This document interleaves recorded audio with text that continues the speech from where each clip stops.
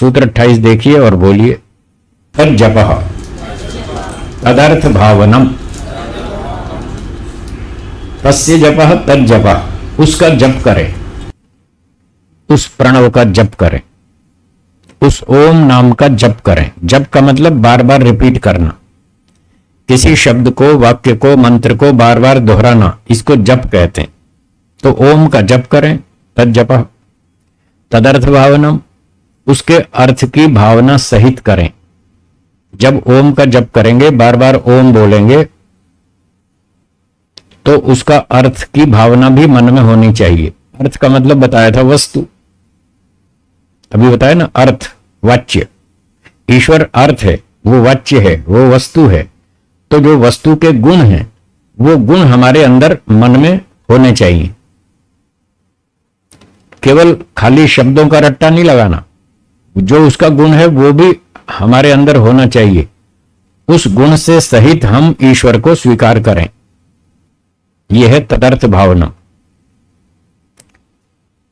जैसे एक उदाहरण देता हूं, फिर आपको स्पष्ट हो जाएगा तदर्थ भावनम कैसे होता है, अर्थ भावनम कैसे होता है। मान लीजिए यहां पर कोई व्यक्ति आ गए दिल्ली से, और उनको आप में से कोई भी नहीं जानता, मेरे परिचित हैं, तो मैंने उनका परिचय कराया। देखिए ये सज्जन आए हैं, दिल्ली से आए हैं। जब तक मैंने परिचय नहीं करवाया तब तक आपको क्या दिखेगा? एक मनुष्य है, सामान्य व्यक्ति दिखेगा। क्यों जी? ठीक है। जब तक मैं उनका परिचय विशेष नहीं बताऊंगा, उनके गुण योग्यता नहीं बताऊंगा, तब तक आपको एक सामान्य मनुष्य दिखाई देगा, 5.5-6 फीट का। फिर जब मैं परिचय कराऊंगा कि ये सज्जन दिल्ली में हाई कोर्ट के जज साहब, अब देखना आपकी नजर बदल जाएगी।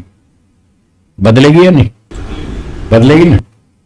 अब आपको वो सामान्य व्यक्ति नहीं दिखेगा, उसमें एक न्यायाधीश दिखाई देगा। अच्छा, ये हाई कोर्ट के जज साहब बड़े विद्वान, बड़े बुद्धिमान हैं, न्याय करते हैं, इतनी ऊंची पोस्ट पर है। अब आपकी दृष्टि बदल गई ना। इसका नाम है अर्थ भावनम। अब आपको वो सामान्य व्यक्ति नहीं दिख रहा है, उसके अंदर एक न्यायाधीश दिख रहा है। तो ऐसे ही जब हम ओम का नाम बोलेंगे, ओम का जप करेंगे, ओम न्यायकारी, तो हमको ईश्वर में न्यायाधीश दिखेगा, दिखना चाहिए। यदि हमको ईश्वर में न्यायाधीश दिखता है, न्याय करने वाला, ठोकने वाला, दुष्टों को ठोकने वाला सज्जनों की रक्षा करने वाला, अच्छे कर्म का अच्छा फल देने वाला, बुरे कर्म का दंड देने वाला, ऐसा न्यायाधीश अगर दिखता है तो समझो आपका अर्थ भावनम ठीक है। और खाली रट्टा मारे जा रहे हैं, शब्दों को रट रहे हैं, ओम न्यायकारी, हे ईश्वर आप न्यायकारी, और वो न्यायकारी दिखता नहीं, उसका हम पर कोई ऐसा प्रभाव पड़ता नहीं कि ईश्वर न्यायकारी है, मैं गड़बड़ करूंगा तो सुअर कुत्ता बना देगा, सांप बिच्छू बना देगा, ऐसा दिमाग पर कोई प्रभाव नहीं है, तो अर्थ भावनम ठीक नहीं है। ठीक है, अर्थ भावनम समझ में आया। तो जब हमने उनका परिचय दिया कि ये हाई कोर्ट के जज साहब हैं, तो आपको अब एक न्यायाधीश दिखने लगा उस व्यक्ति में। फिर मैंने अगली बात बताई, ये बड़े अच्छे गायक भी हैं, बहुत अच्छा गीत गाते हैं। अब आपको उसमें एक गायक और दिखाई देगा, दिखेगा ना।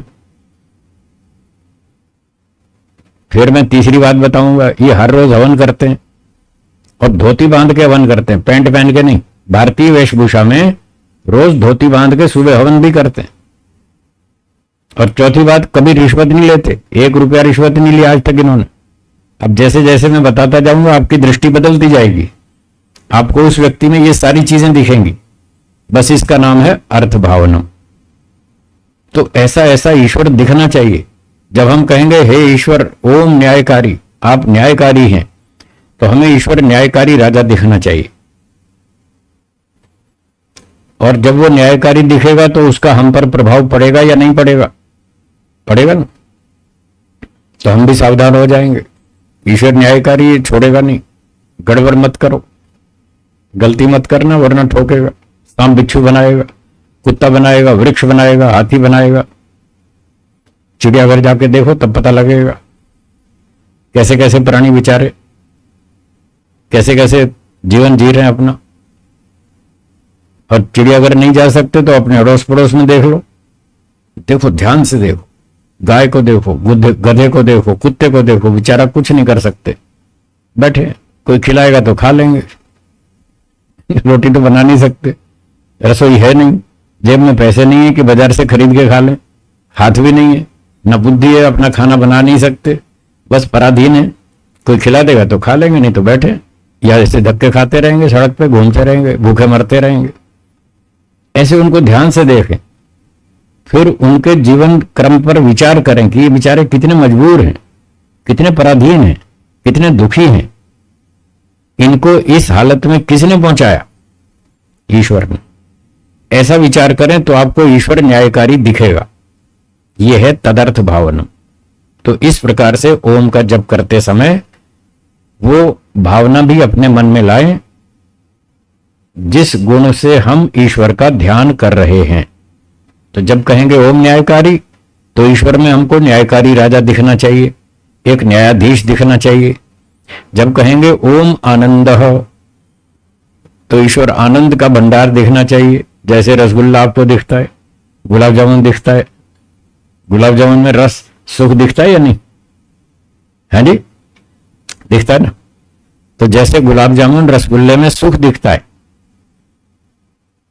ऐसे ईश्वर में भी बहुत आनंद सुख दिखना चाहिए, बढ़िया सुख दिखना चाहिए, रसगुल्ले से 1,00,000 गुना हाई क्वालिटी का, कम से कम इतना बढ़िया सुख ईश्वर में दिखना चाहिए। यदि ऐसा दिखे तो यह अर्थ भावनम। आगे समझ में, तद जपस तदर्थ भावनम। ओम का जप करें, अर्थ सहित करें, वैसी भावना बनाएं। ठीक है, चलिए अगला सूत्र देखेंगे। बात चली थी 23वें सूत्र से, ईश्वर प्रणिधानाद्वा। ईश्वर प्रणिधान को साथ में जोड़ लेने से समाधि और अधिक शीघ्र होगी और जल्दी होगी। फिर प्रासंगिक रूप से ये बातें बताई, ईश्वर कैसा है, ईश्वर का नाम क्या है, ईश्वर का ध्यान कैसे करें, ओम का जप करें, अर्थ सहित करें। अब कह रहे हैं कि ये सारा करने से ईश्वर का समर्पण करेंगे, सारा दिन सब काम ईश्वर को समर्पित करेंगे, पूछ पूछ के करेंगे, दिन भर अच्छी तरह से जिएंगे, अच्छे काम करेंगे, बुरे काम नहीं करेंगे, सारी गलतियां छोड़ देंगे। अनजाने में हो जाती कोई बात नहीं, पर जानबूझ के नहीं करेंगे कोई भी गलती, इस तरह से काम करेंगे। और फिर सुबह शाम बैठ के ईश्वर का ध्यान करेंगे, अर्थ भावना सहित करेंगे, तो इसका फल क्या मिलेगा? अब ईश्वर प्रणिधान का फल बता रहे हैं। सूत्र कौन सा है? 29। हाँ, 29वां सूत्र देखिए और बोलिए।